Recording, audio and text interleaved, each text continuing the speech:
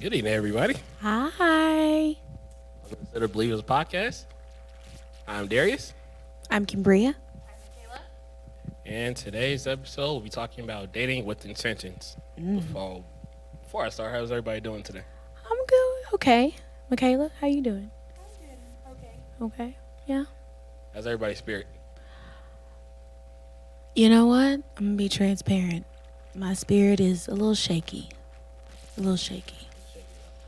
You know, yesterday was a month since my cousin's passing, and my spirit has been tussling with just trying to get through the emotions and just trying to get through it. So, being honest today, it's a little hard, but I'm make it through it. So, Well, it's known that, especially me, I've been keeping you in constant prayer. oh, thank you, Darius. I appreciate that.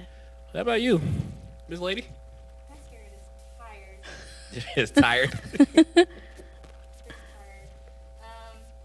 Just from like everyday life and stuff. I've just been really tired. Yeah. I felt that. Yeah. Same here. I've been working on moving boxes and plugging in stuff all day. That's a job. That's definitely a job. That's a job. My 3-year-old, That's a job too. That's definitely a job. my biggest bully. But you survived. Well, technically, she turned 4 yesterday. Oh wow. But we made it through. Children can do that. To be your biggest bullies. Yes, they can. They can. All right. I have a son. He's my biggest bully. He's great though. He's fantastic, but he's also my biggest bully. The biggest 2-year-old bully. About to be 2 years old. Yeah. So Okay, so today's episode will be about dating. So we're kind of, the next step in the process. yes, we talked about singleness seasons last episode. Now we're diving into dating. Dating or so we call it courting.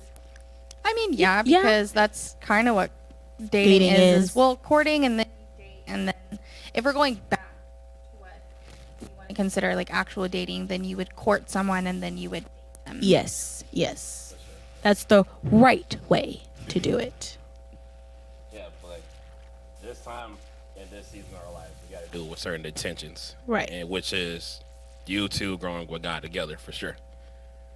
And I'll say my first point, this is like really for me, is sharing the same values. Both got to have the same values. That's a non-negotiable place for me. And I got that out of 2 Corinthians 5:14, which states, "Do not be equally yoked together with unbelievers. For what fellowship has righteousness with lawlessness, and what community has light with darkness?" I like that.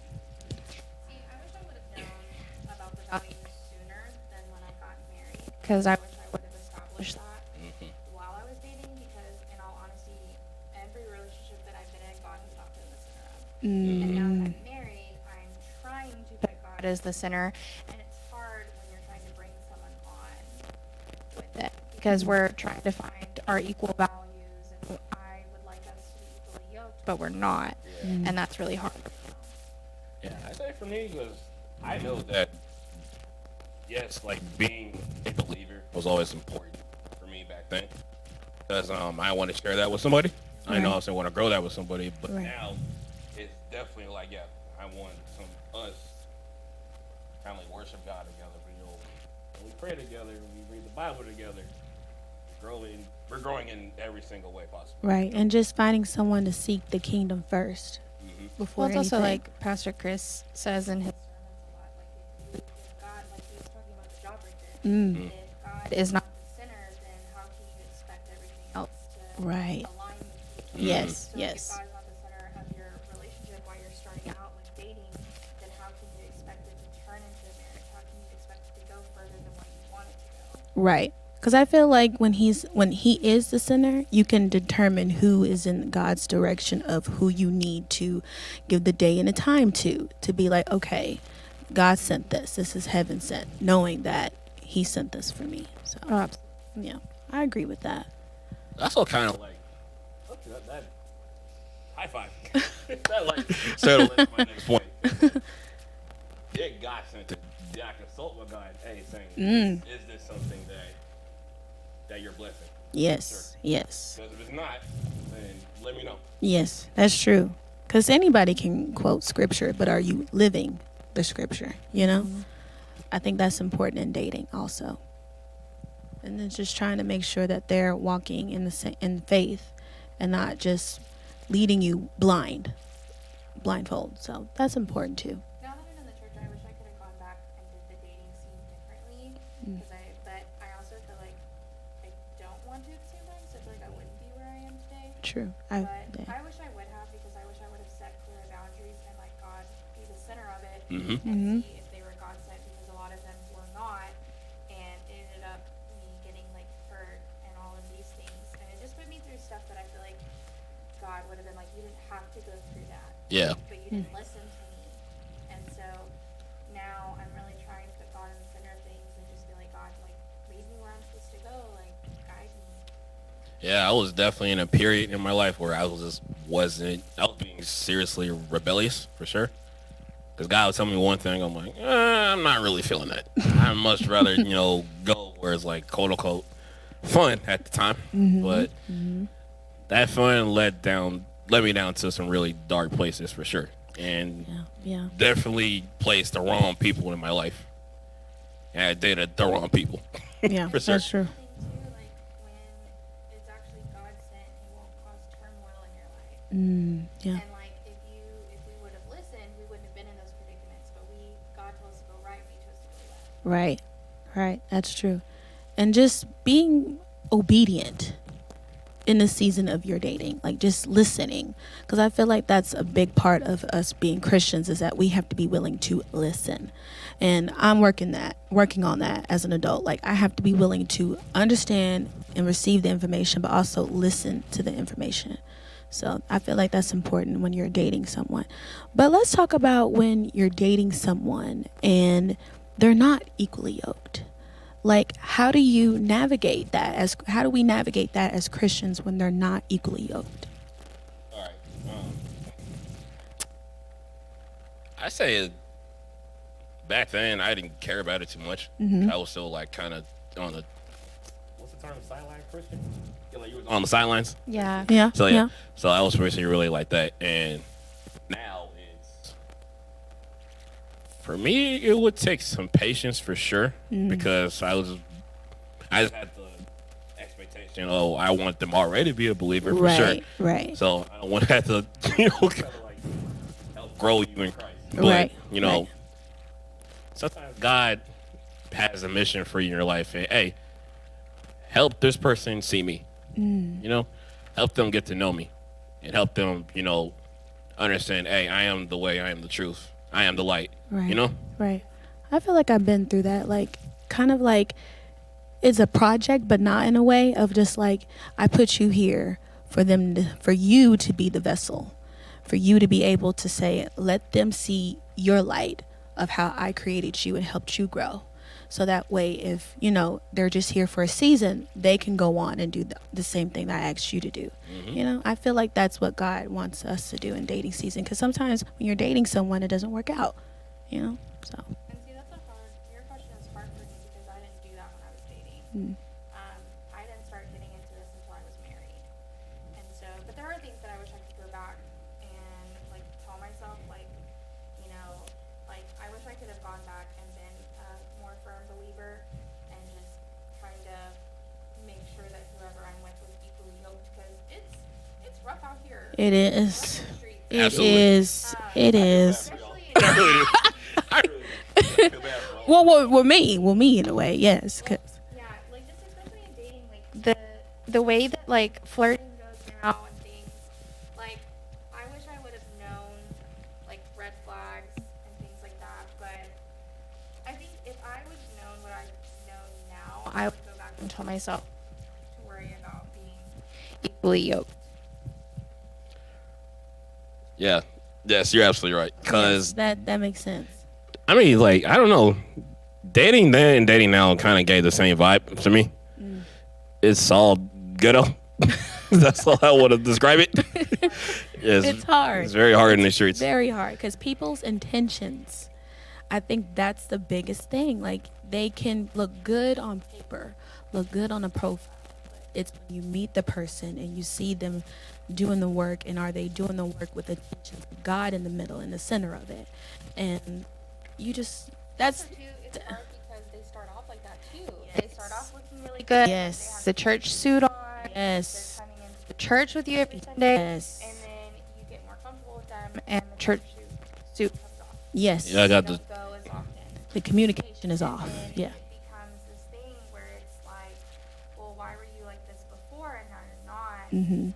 And then it just kind of fizzles out. But sometimes people put on a persona because they want to be with you, but they're not who you're meant to be. And sometimes we create this persona of them as well because we don't want to let it go. And that's an even deeper topic. But That's real. like sometimes we create these people to be who we want them to be, and we try to explain them to people because we want friends to like them, family to like them, and we're so caught up in like, but this is who they are. You don't know them like Talk I about know it. Talk about it. and but then as you take off your rose-colored glasses and you start diving deeper into the word, those pieces that you have glued on them start to fall off, and it shows their true colors. Mm-hmm. And sometimes Show something very ugly for sure. exactly, and you don't know who that person is anymore, but it's not a reflection of you. Well, it's not a reflection of them, it's what you reflected them to be. And sometimes you can also paint someone as you think God sent them because that's how you want to feel about them. So you have to be very careful about that as well, because like I said, you can put them on this pedestal and be like, God sent them to me, they're fantastic. And then the pieces start chipping off, and then you realize, what did I do? Or like what Pastor Chris said yesterday is like with leadership, we blame God for like, why did you allow me to see this person and to be around this person? And God's like, honey, I didn't do that. Yeah, it's like God was like, I just wanted you to teach them about me.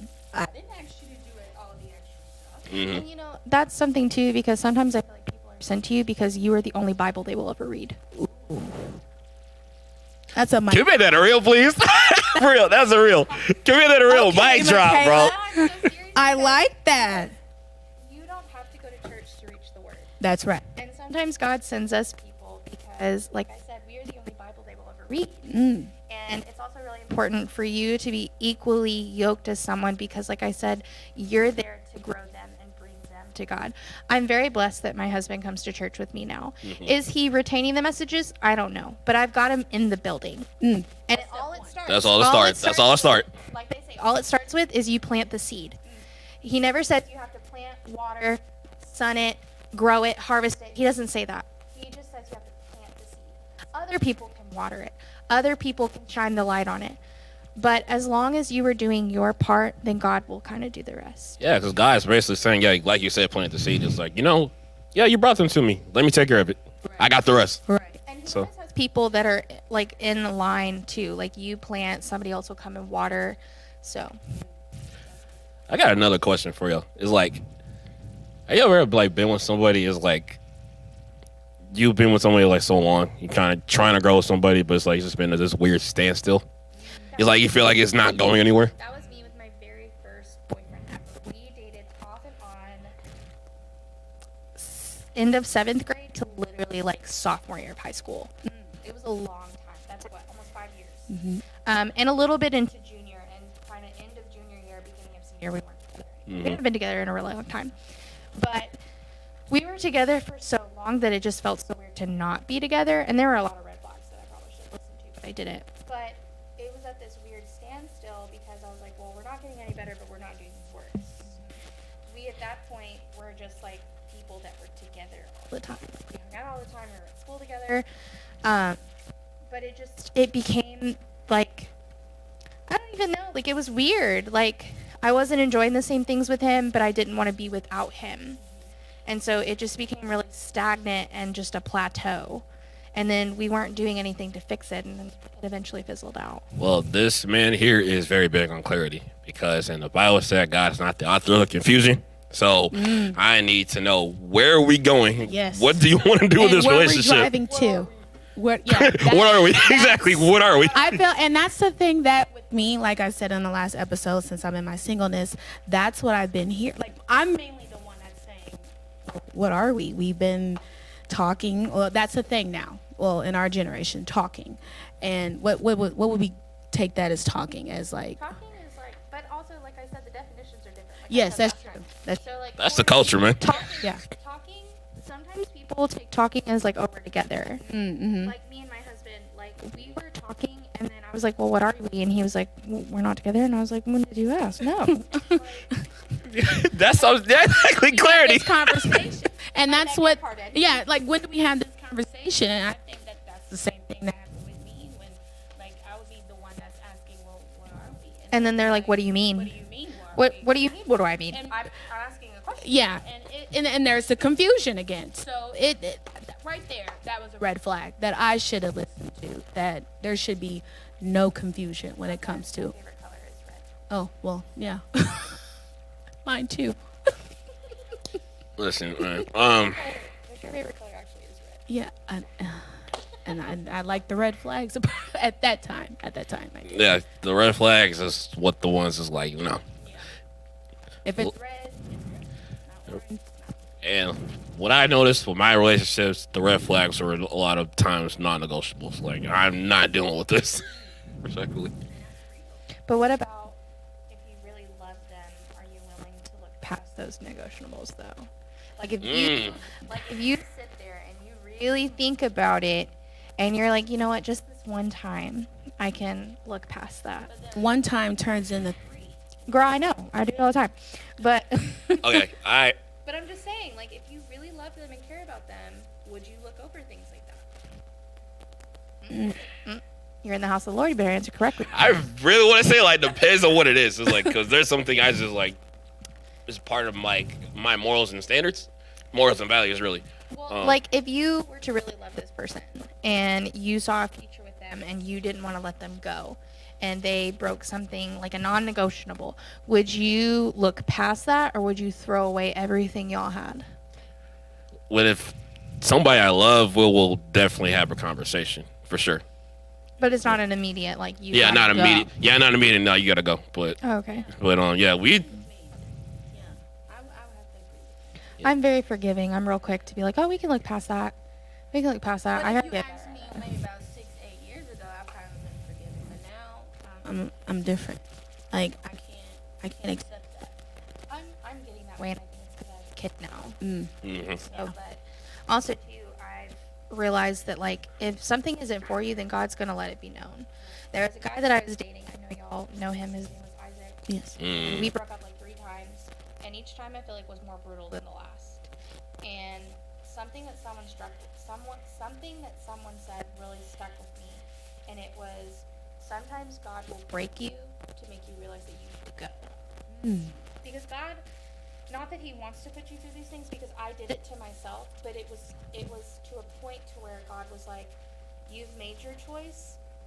I'm here when you're ready." And I had to go through that, and it was a very, very painful breakup. Oh yeah. It was very painful. There was a lot of things involved, but when I was done and someone had told me that, I was like, I never thought about it that way. Is that God was like, girl, you went left, you go left, and when you're done, I'll be over here. And I still didn't run to Him, but there are things that I have been through in the dating game that I didn't have to go through if I would have just listened. I agree. It's when like that obedience and stuff comes in. Yeah, it remind me of a relationship back in college. Her and I were together for like a year. I swear, maybe in that year we broke up maybe 6 times. We were good for 2 months, so we instantly fighting all the time.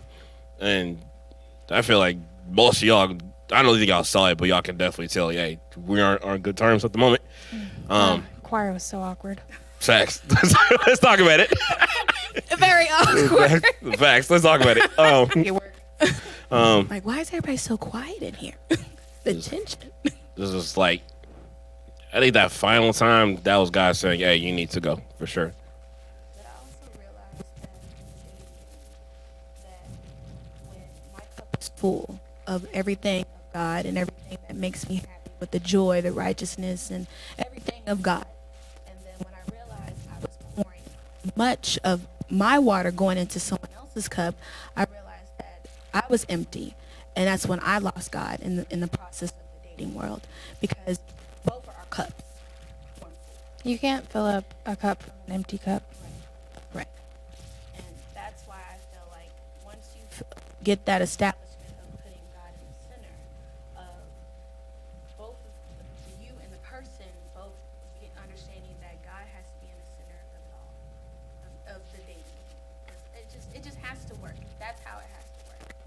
So I got a question. In what ways in your relationship have y'all started putting God in the center?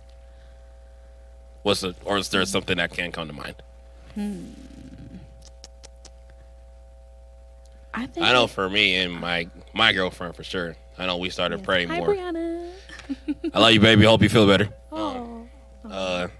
Yeah, her and I are starting on having more deeper conversations about it. My husband in church. I think I'm doing good there. Yeah, for sure. Hey, that's a that's a hey. start. Listen, that's a step. start. Sure.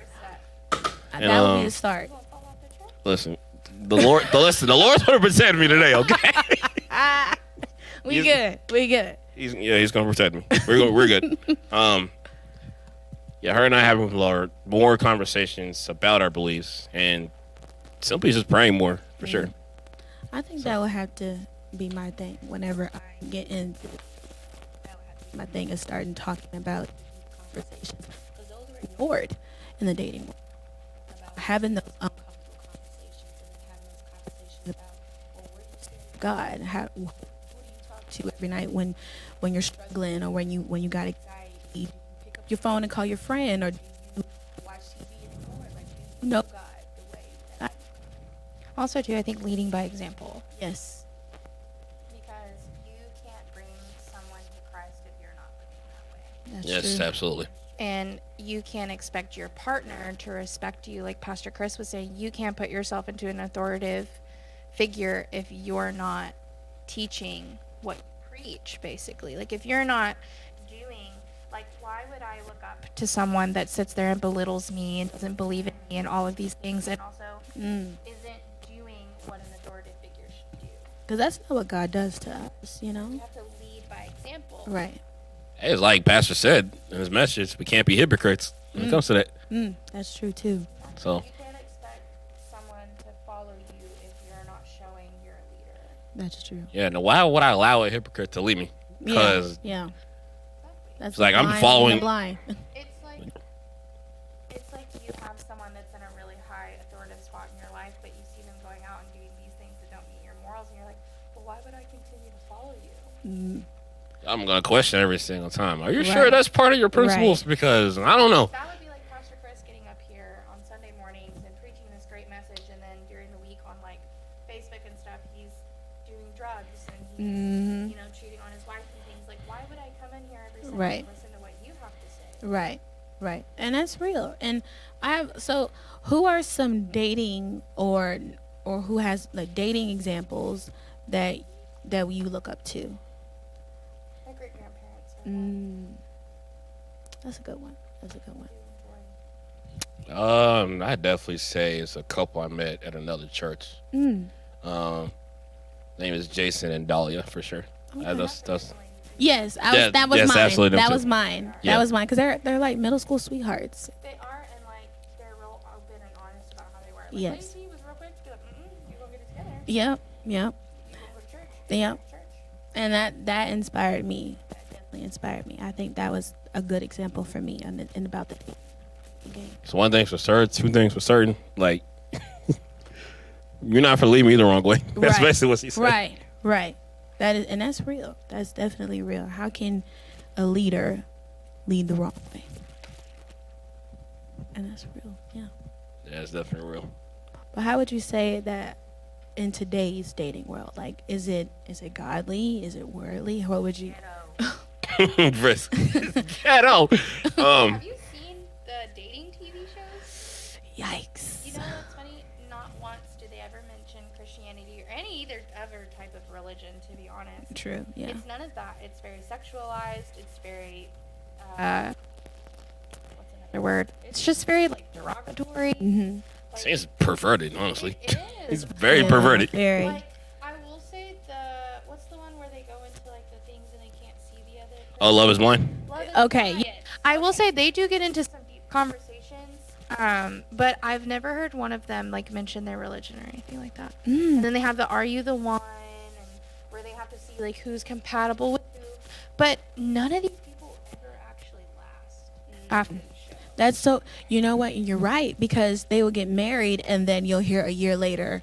Not even a year later. Oh, well, not even a year later, they're It's divorced. like, where is Jesus in all this, man? Like, He's absolutely not.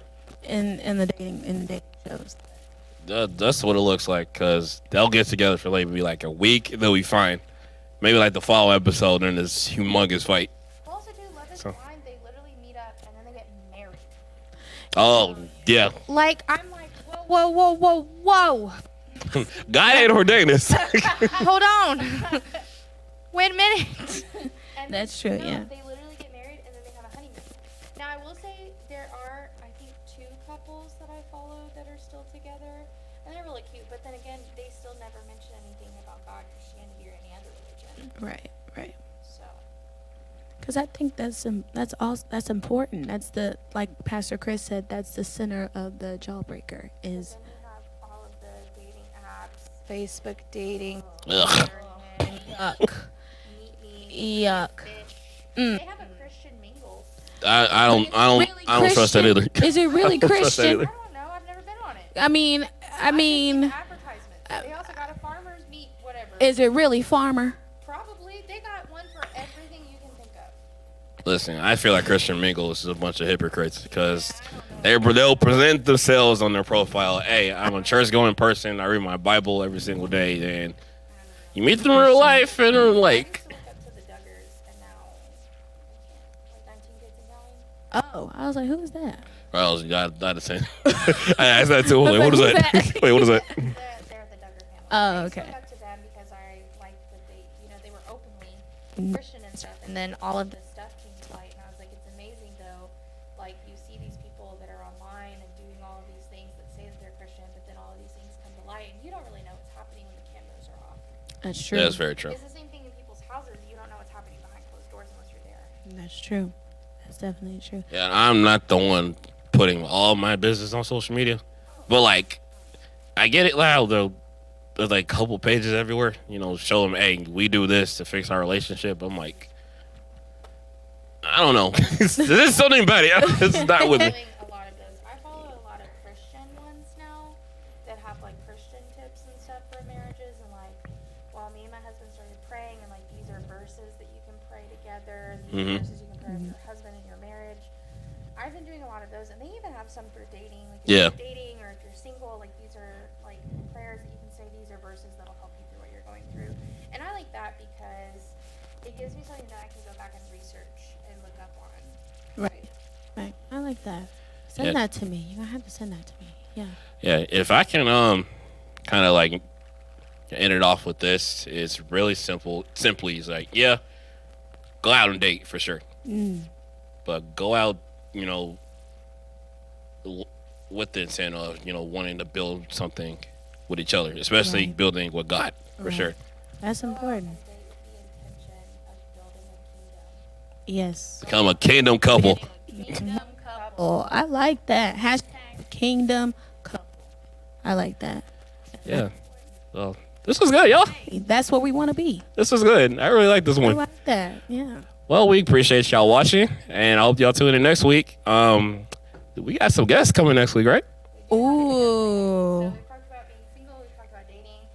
Next week we're going to talk about being married, and we're going to have the Walkers come on, which are members of our Yes. church. Yes. And they have led the Marriage Matters here at our church.